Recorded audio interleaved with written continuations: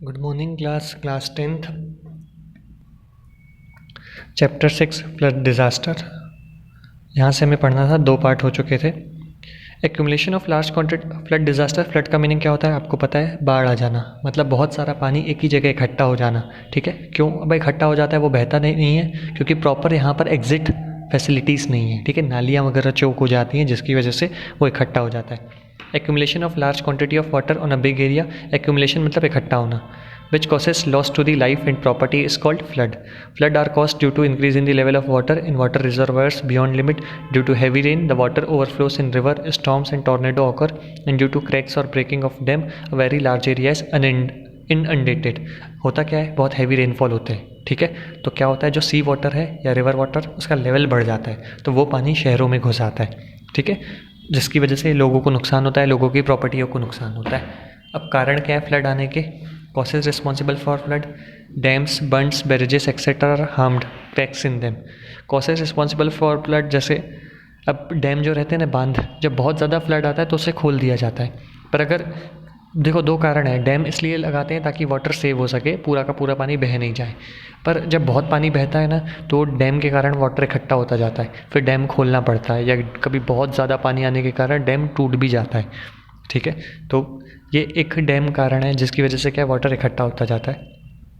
दूसरा, increase of silt and soil in reverse.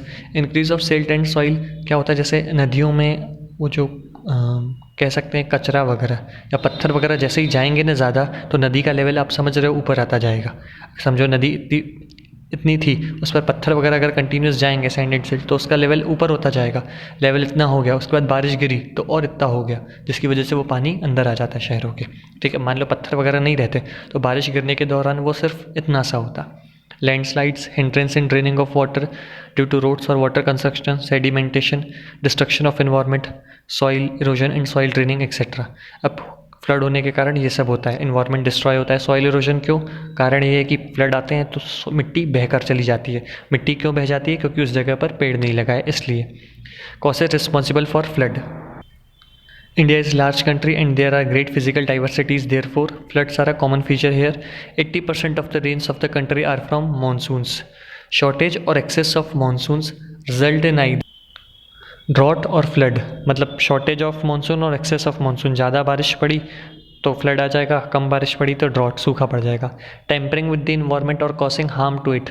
अगर environment के साथ हम छेड़छाड़ करेंगे, कंटिन्यूस प्लांट काटेंगे, इंडस्ट्रीज़ इस्टेब्लिश करेंगे तो इन्वायरमेंट क्या है, उसकी जो वैल्यू है वो गिरेगी। ठीक है, तो disaster is gathering vast proportion year after year. जो डिज़ास्टर है, कौन सा disaster? Flood, continuous day by day बढ़ रहा है। कारण क्या है बढ़ने का?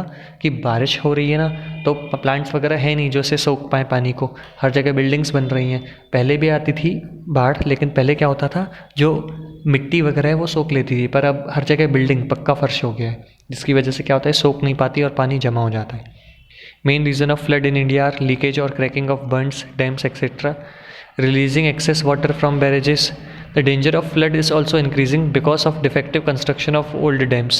The waters that are flowing from Himalayan river bring with them large quantities of soil, and this is deposited on the land and areas near the sea coast. अब क्या होता है, जैसे हिमालयन जो रिवर वगैरह है, ठीक है, तो हिमालयन पहाड़ों से जो नदियाँ बह के आती हैं तो वो अपने साथ बहुत सॉइल वगैरह लेकर आती है, जो कि आकर जमा हो जाती है कहाँ पर? नियर बाई एरिया में। क्योंकि वो सॉइल वगैरह आसपास से पहाड़ों से बहती हुई आती है तो उसकी वजह से क्या होता है कि वो सॉइल बहुत सारी अंदर आ जाती है शहरों के। Consequently, the bottom of rivers and their water surface is coming up. Thus, every year the flow of these rivers is taking the form of floods. In the mountainous regions, the river gets blocked due to landslide and reservoirs are formed. अब क्या होता है, mountain region में समझो landslide हुआ, मतलब बाहर ऊपर की चट्टान टूटकर गिर गई और वो रोड में आके गिर गई। ठीक है, और पानी गिरा तो पानी क्या ब्लॉक हो जाता है। क्यों? क्योंकि वो जो पत्थर है वो उसे निकलने नहीं देता, जिसकी वजह से क्या होता है, बहुत पानी इकट्ठा हो जाता है और फ्लड आ जाता है। फ्लड रीजन्स इन इंडिया, ये सब रीजन्स है जिसकी वजह से क्या है, फ्लड होता है। इफेक्ट ऑफ फ्लड, फ्लड का क्या इफेक्ट होता है, मतलब क्या क्या नुकसान होता है वो देख लेते हैं। फिजिकल हार्म मतलब लोगों की लाइफ को नुकसान होता है और लोगों की प्रॉपर्टीज़ को नुकसान होता है। डेथ एंड पब्लिक हेल्थ, लोग मरते हैं, कारण क्या है मरने का कि बहुत सारा पानी आ जाता है तो बिल्डिंग्स वगैरह गिर जाती हैं, बीमारियां फैलती हैं।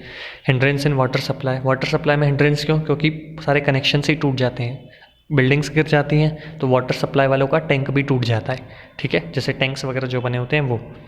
क्रॉप्स एंड फूड सप्लाई, खेतों में बहुत ज़्यादा पानी आ जाता है तो उसकी शॉर्टेज आ जाती है क्रॉप्स की। Change in soil structure, soil का स्ट्रक्चर एकदम सॉफ्ट हो जाता है, क्यों? क्योंकि बहुत पानी भर जाता है तो फसल सड़ जाती है। The flood of the year 2000 occurred in West Bengal, took a toll of 80,000 houses and a loss to the tune of 295 crores। West Bengal में जो 2000 में फ्लड आया था उसने कितने घरों को उजाड़ दिया? 80,000, और कितना नुकसान कर दिया? 295 करोड़ का नुकसान हो गया गवर्नमेंट का। Steps to minimise ill effects of flood, अब फ्लड को मिनिमाइज करने के कौन कौन से स्टेप्स हैं वो बताए गए हैं। There is a reasonable period warning for flood other than sudden floods. अब जैसे फ्लड होता है ना वो एकदम से नहीं आता, क्योंकि एक बार बारिश पड़ने पे ऐसा नहीं होता कि पूरा पानी भर गया, वो ग्रेजुअली धीरे धीरे आता है। तो हमको कंटिन्यूस जो भी डिपार्टमेंट्स वाले हैं जैसे central water board commission, irrigation and flood control department, इनको क्या करना पड़ेगा? कंटिन्यूस मॉनिटर करते रहना पड़ेगा कि अगर समझो बारिश का सीज़न आ गया है, एक दिन बहुत बारिश हुई, फिर दूसरे दिन भी अच्छी खासी बारिश हुई, फिर तीसरे दिन हुई, तो ऐसे करके इनको अंदाज़ा हो जाता है, जिसकी वजह से ये लोग पहले से ही नोटिफाई कर सकते हैं लोगों को कि बारिश बहुत गिरने वाली है, आप लोग अपनी ज़रूरत का सामान लेकर रख लीजिए, या अगर पॉसिबल हो पाए तो टेम्परेरी शिफ्ट हो जाइए और कहीं रिलेटिव्स के घर, ठीक है, जिसकी वजह से क्या होगा? इतना नुकसान नहीं होगा। The forecast of Central Water Board are based on 132 forecast centers located on the flood prone rivers of different states। अब देखो 132, अब ये जो बॉडी है ना जो पहले से ही बताती है कि फ्लड आने वाला है, तो इनके सेंटर्स कहाँ पर है? पूरे भारत में 132 जगह हैं, अलग अलग स्टेट्स में कहाँ पर है जहाँ पर फ्लड आने के चांसेस है वहाँ पर। Following efforts can be made to minimise the risk of flood in the flood affected areas. Many reservoirs can be made on the upper areas of the river, मतलब रिवर के आसपास जो है वहाँ पे रिजर्वायर्स बना दो। क्यों रिजर्वायर्स? मतलब जलाशय, रिजर्वायर मतलब होता है वो यूनिट जो वाटर होल्ड कर पाए, तो ताकि क्या है वहाँ पे रिजर्वायर्स होंगे ना तो पानी उसमें भर जाएगा, बाहर नहीं आएगा, ठीक है, आसपास नदी से गिरेगा तो उसके पास उसमें चला जाएगा और बाहर नहीं आएगा, तो लोगों को नुकसान नहीं होगा।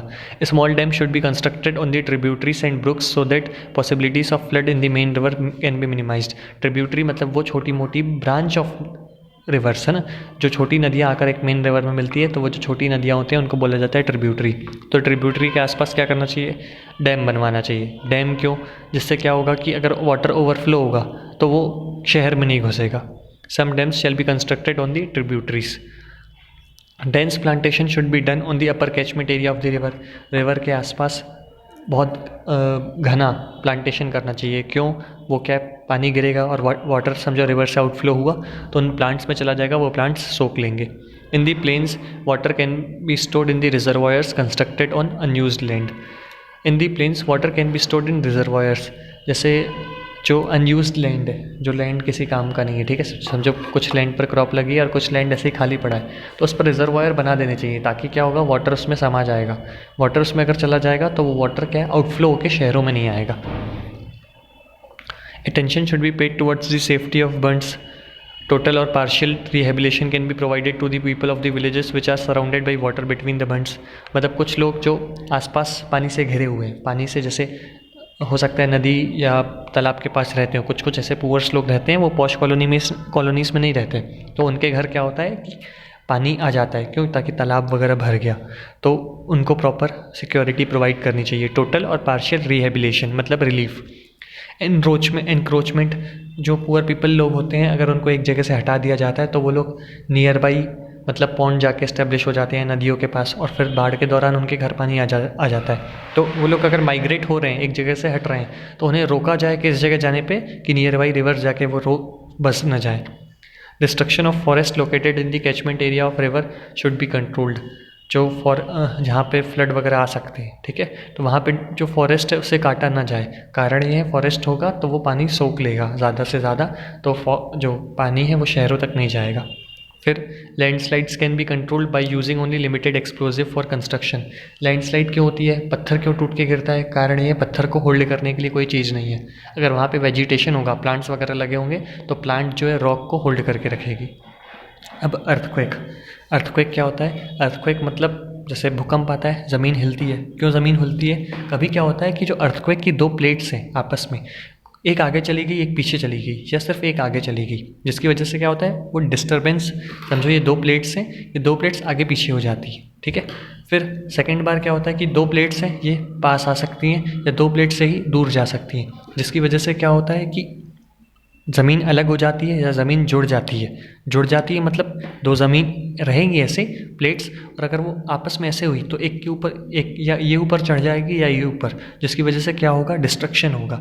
या ये दूर चली गई तो ज़मीन फट जाएगी बीच से, या ये दोनों आगे पीछे हो गई तो फिर प्रॉपर्टी गिर जाएगी, कोई भी अगर बिल्डिंग वगैरह बनी है तो। इन सब से अर्थक्वेक होता है, ये सब कारण होते हैं। अर्थक्वेक होने का कारण कभी बहुत ज़्यादा टेम्परेचर हो गया, यहाँ पर लिखा है कि these plates shift towards each other due to earth's internal heat. कभी टेम्परेचर बहुत ज़्यादा बढ़ गया, ठीक है, और एक तो क्या पॉपुलेशन भी ओवरलोड हो रही है, जिसकी वजह से क्या है, अर्थ पूरा इम्बैलेंस हो चुका है। अब earthquake prone areas in India, earthquake prone मतलब जहाँ जहाँ पे अर्थक्वेक आता है। ये सबसे पहले कुछ एरियाज़ बताए गए हैं कि कुछ एरियाज़ जो हाईएस्ट अर्थक्वेक आता है, जहाँ पे इससे थोड़ा सा कम, फिर मीडियम, फिर लो, नॉर्मल, और फिर नॉर्मल जहाँ पे नहीं आता या थोड़ा बहुत सालों में एक बार, बहुत सालों में एक बार। ये कुछ एरियाज़ हैं, ये उसके इंडिकेटर्स हैं। जैसे आप देखोगे टॉप नॉर्थ साइड, यहाँ पे ठंड ज़्यादा होती है, यहाँ पे देखो अर्थक्वेक ज़्यादा आ सकता है, ठीक है। राइट साइड पे मतलब इधर पे देखोगे आप, इस साइड क्या वेस्ट बंगाल वगैरह है, ठीक है, नहीं ये तो इस साइड हो गया वेस्ट बंगाल वगैरह, इस साइड तो इधर पे अर्थक्वेक ज़्यादा आता है। इधर टेम्परेट जोन साइड, टेम्परेट बोल रहा हूँ, टॉप साइड नॉर्थ पोल में ज़्यादा आता है। ये रेड वाले एरिया हो गए। नो रिस्क एरिया कौन से हो गए? जो वाइट एरियाज़, ठीक है, जैसे ये अपन यहाँ आ गए, ठीक है, एमपी यहाँ आ गया, तो इन वाइट एरियाज़ में एकदम नहीं आता है, बिल्कुल बहुत ही कम चांसेस है। Next page. ये कुछ एरियाज़ हैं जहाँ पर अर्थक्वेक आता है। अब अर्थक्वेक के इफेक्ट्स क्या हैं? फिजिकल लॉस होता है, loss of life and property, effect on public health, water supply is affected, और ऑब्स्ट्रक्शन मतलब डिस्ट्रक्शन होता है, दोनों एक ही चीज़ें हैं। Obstruction in the transport network, obstruction in the electric supply. क्यों? क्योंकि क्या होता है, बिल्डिंग्स वगैरह टूट जाती हैं, तो जो मतलब सप्लाई कर रही है इलेक्ट्रिसिटी जो बिल्डिंग, वो भी गिरेगी, सीधी सी बात है, अर्थक्वेक आएगा तो पूरा भूचाल सा आ जाता है, जिसकी वजह से पूरी जितनी भी रूटीन वर्क है वो सब कुछ डिस्टर्ब हो जाता है। Measures to minimise ill effect of earthquake, earthquake को मिनिमाइज़ करने के क्या इफ़ेक्ट हैं कि जब आप डिज़ाइन बनवा रहे हो किसी भी बिल्डिंग का, खासकर स्कूल्स कॉलेजेस का, हॉस्पिटल्स का, जहाँ पे क्राउड ज़्यादा होता है, तो वहाँ पे क्या किया जाए, डिज़ाइन अच्छे से बनवाया जाए, ये सोच के कि जो पिलर्स हैं, जब भी बिल्डिंग बनती है तो नीचे तक गड्ढा होता है, वो पिलर्स नीचे तक गाड़े जाते हैं, फिर वहाँ से उठाए जाते हैं। तो जितना नीचे से जितना ज़्यादा हो सके उतना आप डीप में बिल्डिंग के जो पिलर्स हैं वो बनवाएं, ठीक है, प्रॉपर आर्किटेक्ट्स का गाइडेंस लेके। जो इंडियन स्टैंडर्ड ब्यूरो है, ये एक क्या, ये भी एक बॉडी है, मतलब गवर्नमेंट बॉडी, जो कुछ रूल्स एंड रेगुलेशंस बताएगी कि उसके अकॉर्डिंग कंस्ट्रक्शन होगा, कहाँ पर, जहाँ पे अर्थक्वेक आने के चांसेस ज़्यादा है, तो उनके अकॉर्डिंग। ये मैंने आपको बता दिया कि जब भी स्कूल हॉस्पिटल बिल्डिंग्स बनाएं तो प्रॉपर आर्किटेक्ट के गाइडेंस में बनाएं, जैसा वो एडवाइस करे और जो सुटेबल हो वो चीज़ बनाई जाए, मतलब ज़्यादा कॉस्ट इनकर करके, खर्चा करके उसको मजबूत से मजबूत बनाया जाए। The architect, contractor, designer, financiers and consent government officers, so also owners should be sensitized and trained। मतलब ये सबको प्रॉपर ट्रेनिंग गवर्नमेंट के द्वारा प्रोवाइड करनी चाहिए, जिसकी वजह से क्या है, वो सही नक्शा बना पाएँ, उस बिल्डिंग को मजबूत बना पाएँ जहाँ पे अर्थक्वेक आने के चांसेस हैं। This part is over. Landslide हम कल से पढ़ेंगे। Thank you.